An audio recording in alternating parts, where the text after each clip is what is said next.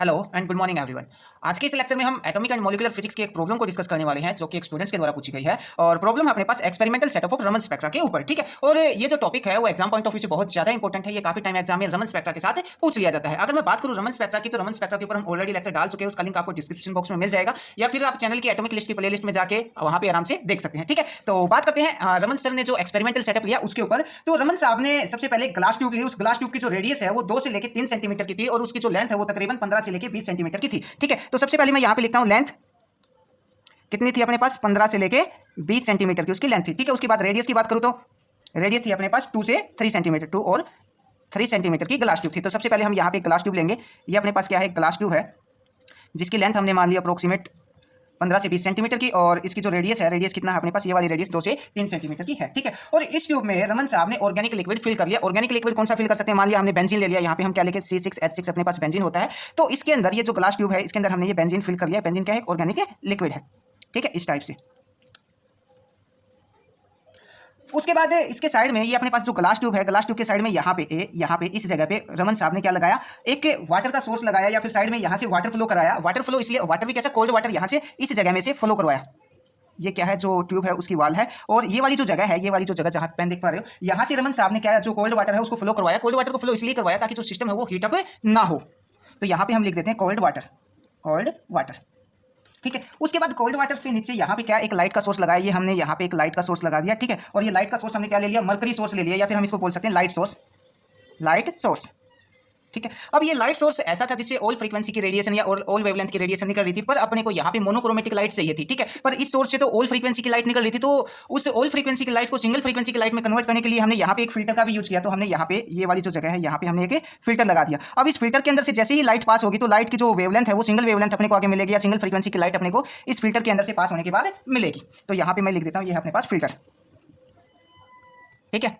अब next step में क्या होगा, यहाँ पे हमने ये जो लाइट का सोर्स लिया है मरकरी का, इस लाइट के सोर्स से लाइट निकलेगी, कहाँ से पास होगी, फिल्टर से पास होगी। फिल्टर से पास होने के बाद कहाँ पे जाएगी, ये जो अपने पास ट्यूब, ग्लास ट्यूब के अंदर जो ऑर्गेनिक लिक्विड है, इस ऑर्गेनिक लिक्विड से जाके वो लाइट टकराएगी। अब जब लाइट लिक्विड से टकराएगी तो क्या होगा, लाइट ऑल डायरेक्शन के अंदर क्या होगी, फैल जाएगी। यहाँ पे आके लाइट टकराती है तो लाइट ऊपर भी जाएगी, नीचे भी जाएगी, दाएं भी जाएगी, बाएं भी जाएगी, लेफ्ट भी, राइट भी, टॉप भी, बॉटम भी, हर जगह लाइट स्कैटर्ड होगी, या फिर लाइट हर जगह फैल जाएगी।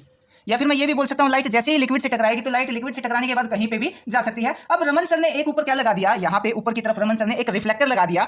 यहाँ पे रमन साहब ने एक रिफ्लेक्टर लगा दिया। ये क्या है अपने पास, रिफ्लेक्टर, इसका काम भी बताते हैं अभी क्या है, यह है रिफ्लेक्टर, ठीक है। तो रमन सर ने एक ऊपर रिफ्लेक्टर लगा दिया, और रिफ्लेक्टर के ऊपर ब्लैक बॉडी का जो एलिमेंट है उसकी यहाँ पे कोटिंग कर दिया, उसका लेप कर दिया। और ऐसा भी मानते हैं कि ये जो रमन सर ने ये जो रिफ्लेक्टर लिया था, ये रिफ्लेक्टर जो लकड़ी है, लकड़ी से मिलकर बना, लकड़ी से बना हुआ था, और उस लकड़ी के टुकड़े के ऊपर जो ब्लैक बॉडी है, ब्लैक बॉडी का यहाँ पे उसके ऊपर कोटिंग कर दी गई थी, ठीक है। तो ये क्या अपने पास रिफ्लेक्टर है जो लकड़ी से बना हुआ था, और उस लकड़ी के टुकड़े के ऊपर जो ब्लैक बॉडी है, ब्लैक बॉडी की कोटिंग कर दी गई थी।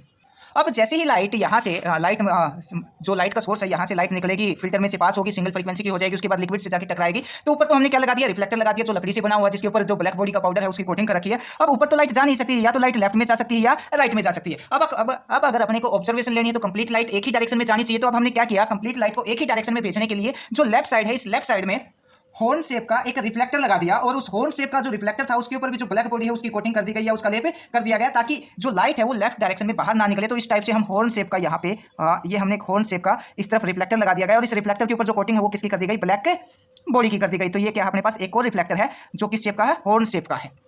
अब ये जो लेफ्ट साइड में हमने रिफ्लेक्टर लगाया है, इसका लगाने का फायदा क्या है, जो लाइट है वो लेफ्ट डायरेक्शन में बाहर नहीं जाएगी। अब लाइट कंप्लीट कहाँ जाएगी, राइट डायरेक्शन के अंदर बाहर जाएगी। अब जो राइट साइड है, ये वाली जो राइट साइड है, राइट साइड में हमने यहाँ पे क्या लगा दी, एक स्लिट लगा दी। ये अपने पास क्या है, एक स्लिट है। अब जितनी भी लाइट जो राइट डायरेक्शन में आएगी वो क्या होगी, इस स्लिट के अंदर से पास होगी। स्लिट के अंदर से लाइट पास होने का ये स्लिट इसलिए लगाई गई ताकि जो लाइट है वो स्लिट में से पास हो तो वो एक बीम के रूप में कन्वर्ट हो जाए। तो यहाँ से जैसे ही लाइट इस स्लिट में से पास होगी, ठीक है, तो वो किसकी फॉर्म में आ जाएगी, अपने पास बीम की फॉर्म में आ जाएगी। अब उसके बाद अगर बात करूं इस स्लिट की, तो ये जो स्लिट है वो भी जो रमन साहब ने स्लिट भी किसकी बनाई, जो लकड़ी थी, लकड़ी की स्लिट बनाई, और उसके अंदर क्या कर दिया, एक होल कर दिया, और लाइट उसके अंदर से पास होकर चली गई।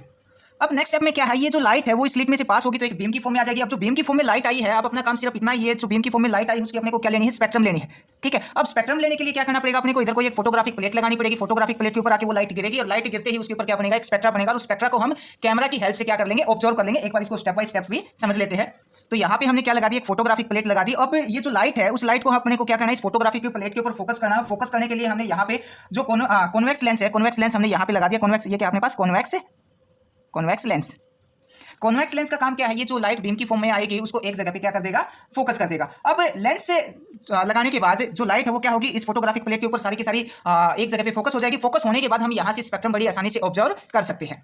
और यहाँ पे फिर जो स्पेक्ट्रम बनी उस स्पेक्ट्रम को स्पेक्ट्रोमीटर की हेल्प से ऑब्जर्व कर लिया गया। और इस टाइप से जो रमन स्पेक्ट्रा है, उस रमन स्पेक्ट्रा का जो एक्सपेरिमेंटल सेटअप है वो ये अपने पास ये है। एक ग्लास ट्यूब ली गई जिसकी लेंथ 15 to 20 सेंटीमीटर की थी, जिसकी रेडियस 2 से 3 सेंटीमीटर की थी। उसके बाद इसके अंदर एक ऑर्गेनिक लिक्विड लिया गया। ऑर्गेनिक लिक्विड जैसे हमने कोई बेंजीन ले लिया, उसके बाद लाइट का सोर्स लिया। लाइट के सोर्स से जो लाइट निकलेगी वो ऑल फ्रीक्वेंसी की या ऑल वेवलेंथ की निकलेगी। उसको फिल्टर करने उस एक सिंगल फ्रीक्वेंसी की लाइट लेने के लिए हमने यहाँ पे क्या कर दिया, फिल्टर लगा दिया। फिल्टर से लाइट पास होगी तो अपने को मोनोक्रोमेटिक लाइट मिलेगी। लाइट जाके लिक्विड से टकराएगी तो ऑल डायरेक्शन में जा सकती है लाइट। लिक्विड से टकराने के बाद तो ऊपर हमने क्या लगा दिया, एक रिफ्लेक्टर लगा दिया जो लकड़ी से मिलकर बना हुआ था, और उसके ऊपर ब्लैक बॉडी की कोटिंग कर दी गई। उसके बाद लेफ्ट जो लाइट है वो लेफ्ट में भी जा सकती है और राइट में भी जा सकती है। तो हमने लेफ्ट डायरेक्शन में क्या लगा दिया, एक हॉर्न टाइप का रिफ्लेक्टर लगा दिया। यहाँ पे भी हमने क्या लगा दिया, एक हॉर्न शेप का रिफ्लेक्टर लगा दिया और उसके ऊपर भी ब्लैक बॉडी की कोटिंग कर दी। ठीक है, अब जितनी भी लाइट है वो क्या जाएगी, राइट डायरेक्शन में बाहर की तरफ जाएगी। अब ये जो राइट डायरेक्शन में लाइट जा रही है इसको बीम की फॉर्म में कन्वर्ट करने के लिए हमने रमन साहब ने क्या किया, जो लकड़ी है, लकड़ी का एक टुकड़ा लिया और उसके अंदर से क्या कर दिया, होल कर दिया। और लाइट उस होल में से पास होगी तो एक बीम की फॉर्म में मिल जाएगी। अब जो बीम की फॉर्म में लाइट मिली है उसको फोटोग्राफिक प्लेट के ऊपर फोकस करने के लिए हमने क्या लगा दिया, यहाँ पे कॉन्वेक्स लेंस लगा दिया। और वो